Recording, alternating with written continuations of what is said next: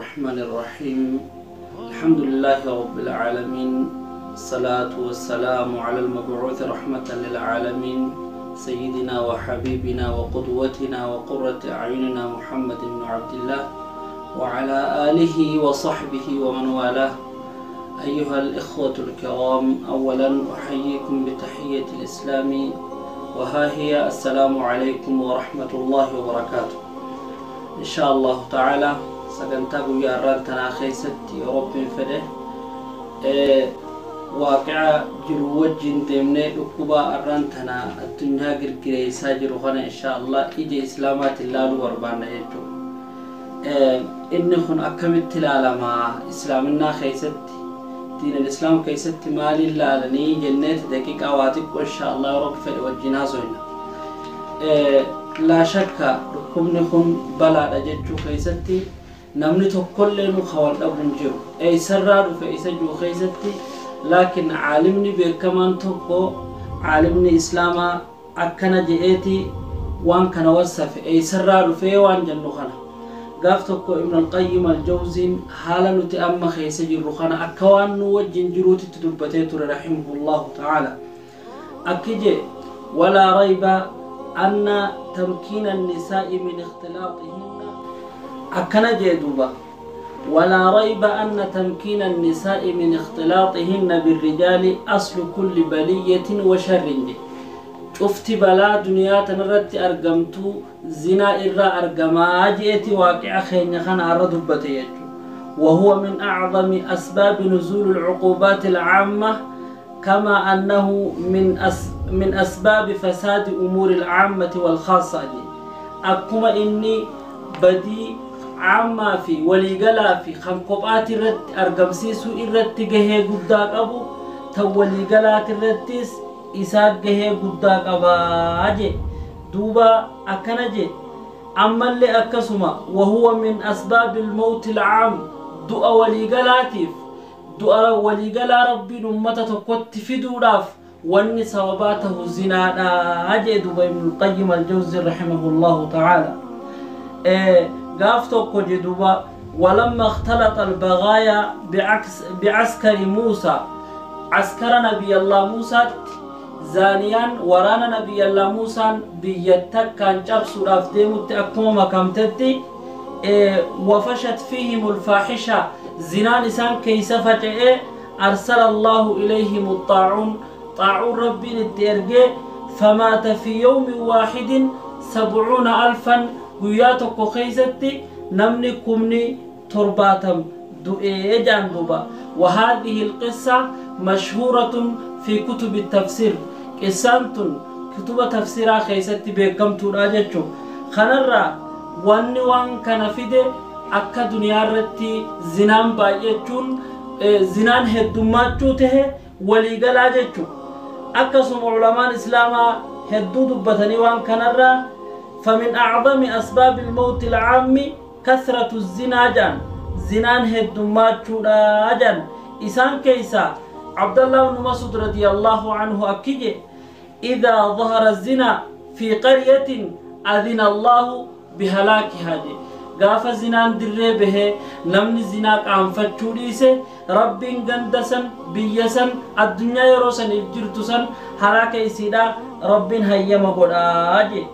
دوبا قافتكو ابن أبي الدنيا حديثتكو نفوديسي. وحدثنا إبراهيم بن الأشعث حدثنا عبد الرحمن بن زيدي عن أبيه عن سعيد بن جبير عن ابن عباس قال رسول الله صلى الله عليه وسلم ما طفف قوم كيلا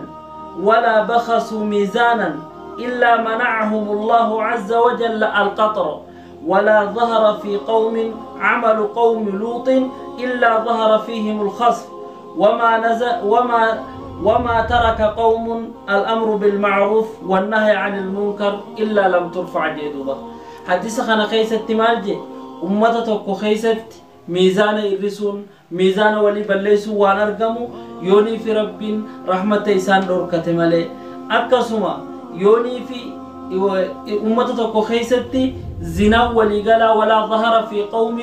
الزنا زنا وملته إلا ظهر فيهم الموت يودوتي سان كيست الدمات مالي ummata tokko keessatti ammallee dalagaan ummata qawmii luutu waan mul'atu yoonii fi rabbiin dachisan isaanii kuchisiise malee akkuma arraan tanaa waa alama kana biyyoota Awurooppaadhaa biyya adda addaa keessatti argaa jirrutti jechuu kanaaf obboleeyyan kiyya wattaquu fitnatan laa tusiibanna alladhiina zalamuu minkum khaassa rabbiin akkana jedha eeggadhaa duniyaa tanarratti fitnaa warra isii balleessaa san dalage qofa hin tuyne eeggadhaadhaa jedha dhukkubni kun kanaaf arraan tana dowlaarraa dowlaatti bifa namaa hin laalu amantaa namaa hin laalu balaa duniyaati jechuu caammiidha akkasitti dabraa jira akkasitti osoonii fi adda hin laallanne vaayirasiin xiqqoon kun dabraa jira fil haqiiqaa dhukkubni kun namoonni hedduun Ameerikaatu uume chaayinaadhaan gadda'uudhaaf maarree godhe achirraa dhufe jaan laa haqiiqaan dubbii kanaa wamaa ya'lamu junuuda rabbika illaa hu wamaa hiya illaa dhikraa lilbashar akki jaangandi keenya hoggaamummaa kana hamtuunni bashoon ija hamtuutaan gartu malee hin qabduu jan warri siyaasaattis akkuma siyaasaa isaaniititti fudhate malee haqiiqatan wanni kun rabbiin namaan gorsuudhaaf dhufe ammoo waan kana keessatti dhaamsiniin jechuu barbaade maaltu ummata islaamaa baasa yeroo arraa keessatti al-istighfaar rabbi subhaanahu wa ta'ala وما كان الله معذبهم وأنت فيهم جرنا محمدين أصوات أمتك خيس جرتو أمتك هنكتات جي وما كان الله معذبهم وهم يستغفرون نبي محمد نور فوجر إسان أصو أرارمنا خدتني أصو إسان أرجمخ يدبياني ربي أمتك خنا هنكتات جي كان في جنان بالما ربي براوان كمنوف ركوب خنا خيستي قلقني نمبر باتشيس akkamalee heewasuullee nun barbaachisu akka ummata rabbitti namananiitti jechuudha arraan tan addunyaa tana keessatti wanni himamaa jiru namoota hedduu dhumanii himamaa jira laa dhukkuba kana qofaan du'aan jira namoonni tokko baaragumaan du'aa jira jechuudha akkuma argaa jirru xaaliyaan keessatti waan argame waaqi'a namuutu argaa jirra namni fooqii faarraa of darbu jireenyi kun bakka taa'u wallaalchisee akkamitti akka jiraatu wallaalee offandisuun faalleen argamee jira jechuudha namoonni tokko hoggaaniif waa barreessanii waan kanarraa haasawan dhukkuba kanarraa ana al-abdu dhaliil jeejan dhukkubni kun an gabricha xiqqaa tokko khani rabbiin na erge falaa takhaafuuni wa khaafu allaha alladhii arsalanii nan sodaatina rabbiin erge san sodaadha ganda hunda keessatti namootaan fuudhuuf qabu jira ani yoom kuma kudhan fuudhuu dhufe kuma 50 tokko dhuma kuma 50 sanbar baaraguma faadhaan dhumanii jee janduba waaqiin akkanaallee jira dhukkubni kun dhukkuba namaa hanga tokko rabbiin aqdaaraan itti barreessee dhufee jiru kanaaf jecha heewasnee bakka seennu wallaalu nurran jiru laabudda min at-tawbati wal inaabati ila Allah azza wa jal tawbaa dhugaadhaa gama rabbii deebi'uun nurra jira zinaarraa fagaachuun nurra jira akkuma arraan tana waa sadii eeggachuu qabna zinaa waliigalaa intaltinis gurbaa harka fuudhuu dhabu inni arraan tana dhiiraa waa harka fuudhuu dhorkee jira akkasuma obboleettii yata muslimaa tan arraan tana kooronaadhaaf jecha dhiira musaafahaa godhuu dhiifte billaahi alayka asboodaas akkattiin deebine rabbiin si gaafadha inni biraa warri arraan tana dhiiroo du'ulleen beeku jettanii obboleessa kiyya cafownaa lillaahi namaan jechaa jirtan akka as booda qaxiicaa rahimaatittiin deebine rabbiin wal gaafanna maaliif asbaaba rabbiin subhaanahu wa ta'aalaa umrii tee dafeessi gabaabsuu keessaa inni tokkoffaan qaxiicatu rahimi jalluba nabii keenyaat dubbate ammaas asbaaba rabbiin umrii tee si dheereessuu keessaa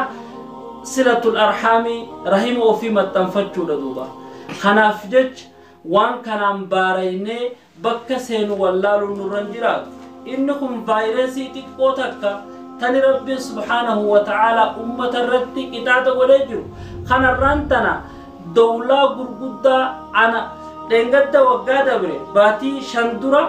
Ameerikaan maal irratti qorannoo gaggeessaa turte faxsii wanni isii irra gaggeessaa turte nuti nama kanaaf umrii dabaluu ni dandeenyaa jechaa turte qorannoo umrii namaaf dabaluu irratti dandeettii gayaa qabnaa qopheessine jira warroota waan kana irratti dalagu rabbi subhaanahu wa ta'aalaa dandeettii isaanii kuffisuudhaaf jecha waraana akkana kana ergee jira ummanni islaama baaraguu nurran jiraatu nama gargaarsaaf siif rabbiin siif erge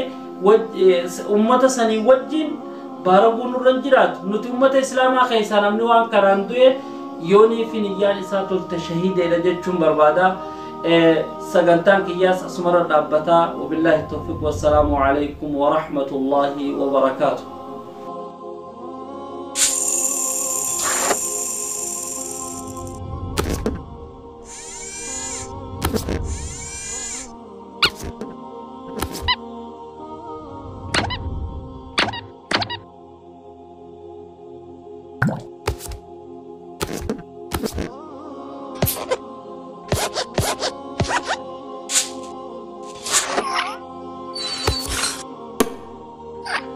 Right.